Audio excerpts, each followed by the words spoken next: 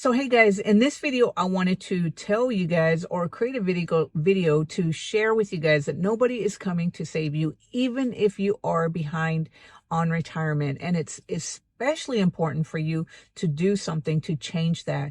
So hey guys, my name is Susan Velez, and on this channel, we talk about making money, saving money, investing money, and taking care of our health so that we can catch up for retirement, especially if you are late to saving for retirement like me. So guys, I wanted to create this video and kind of just reiterate the fact that nobody is coming to save you. If you are late to saving for retirement, nobody cares. The government doesn't care. You can't ask your friends and family to help you out. It's up to you. And the reason I wanted to create this video, guys, is because, well, I create a lot of finance videos, but also I read a lot of comments from other finance videos, and I always hear people saying that they can't save money. They try to save money, but there's no way to save money. So if this is you guys, first of all, I'm not judging anybody. I know everybody's personal finances are different. If you truly are struggling and you can't put anything aside and you're living paycheck to paycheck, I understand. The first thing you have to do is look at your debt. If you're carrying debt, you need to try to get that paid off so that way you can start putting money aside, even if it's only like 20 bucks every pay period or whatever. You have to get started because, like I said, nobody is coming to save you when you get older.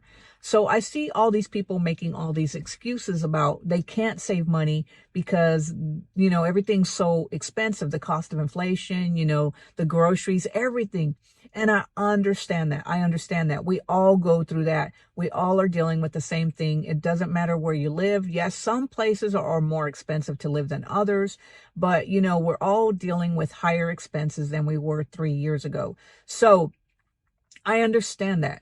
And another thing that I understand, guys, is if you are working a job, chances are you're not getting a raise on a regular basis. So it's hard to keep up with the cost of everything going up. As a matter of fact, I just got a notification from my water bill the other day saying that our water bill was going to go up. Do you think I've gotten a raise? No, I have not gotten a raise. And I don't expect to get a raise. I mean, I'd love to get a raise, but I don't know if I'm going to get a raise. That's the thing, is companies are not giving people the raises. Now, if you work for a company that gives you a raise on a regular basis, that's great. I don't know how or if I'm going to get a raise this year, but I don't anticipate it. And if it does happen, it's probably not going to be a lot. So anyway, so let's just put that aside, guys. We all know everybody's finances are different. I'm not trying to, start an issue with, I don't save enough money because I'm living paycheck to paycheck. If that's you, I understand. I sympathize with you, but it's still up to you to do something about it. And, I see these people commenting on people's blogs and stuff and YouTube channels saying that they don't have the money to save because they're, living paycheck to paycheck. Well, if that's the case, I went to the outlet the other day to buy a winter coat because we've been getting really cold weather here in North Carolina, which hasn't happened in a long time. And I had a jacket that I bought back like in 2016. I hadn't bought a new jacket since then. And that jacket is really worn. It doesn't really block out the wind anymore. So we went to this outlet place to find a jacket. And I said, okay, I'll get a jacket if they have a good sale. So we went to this mall. It was an outlet mall where the prices are cheaper than if you go to a regular store. And this place was packed with people. People had all kinds of shopping bags and were buying all kinds of stuff. We went there for one purpose and one purpose only, was to get one jacket, and that's it. And we saw people walking out of these stores with all kinds of bags. And one thing that I had noticed is that there's signs for like buy one, get one free, or, spend this much money and get another pair for free, or, charge buy now and pay later. So, we all know that society is geared towards consumers. They want us to buy things and they want us to spend our money. And I'm not saying to never buy anything. That's not what I'm saying. We can't go through life without buying anything. What I am saying is that if you're one of the people who are saying, I can't afford to put money aside for my future self because we're living paycheck to paycheck, but yet you're going shopping, you're buying a bunch of wants, you're filling up your cart on Amazon and getting all these boxes delivered to your house. If that's you, then you have to look at your priorities. You have to take a look at your priorities and think, is this really going to help me? Because it doesn't matter how much stuff you have, guys. When you get to that age where you can no longer bring in an income because you're not physically capable of working a job anymore, because regardless of whether you think you're going to retire, we're all going to have to retire at one point because our health is not going to allow us to continue, especially if you have a physically demanding job.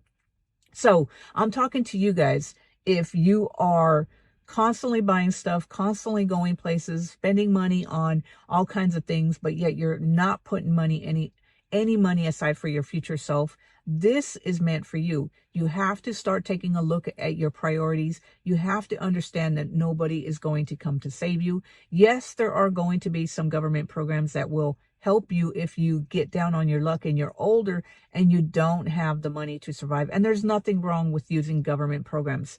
If you need them, use them. That's what they're for. But I am saying that I don't know how it is if you are older and you're, struggling. I don't know what kind of government programs there are. Maybe there are some, I don't know. But do you really want to be in a position where the government is taking care of you? And I've seen some people who are living in poverty. The government doesn't try to help you get above and over that poverty level. So if you are in this situation, guys, I'm pleading to you to take a look at your finances, start a budget, realize where your money is going, and do everything you possibly can to try to put money aside. Because at one point, guys, we were in that situation. We didn't start saving till we were later in life, and we started really late to saving for retirement. And at one point, we thought we would never, ever be able to save anything. And over time, just investing small amounts while we're nowhere near our net worth goal of $500,000, we are inching closer and closer every time we put money into the stock market. And guys, the one thing that I have to tell you is that we're not putting in large amounts. We are just putting in, whatever we can afford to put in every paycheck. Every pay period, we pay ourselves first. And we have come to the point to realize that because we are paying ourselves first, it means we can't go shopping the way we used to. We can't go on as many vacations as we used to. So I'm not saying you have to cut out everything. Life would be extremely boring if all you did was work and save, work and save. I think you have to have a happy balance, but because we are later to saving for retirement, you have to have a little bit more gusto and try to catch up.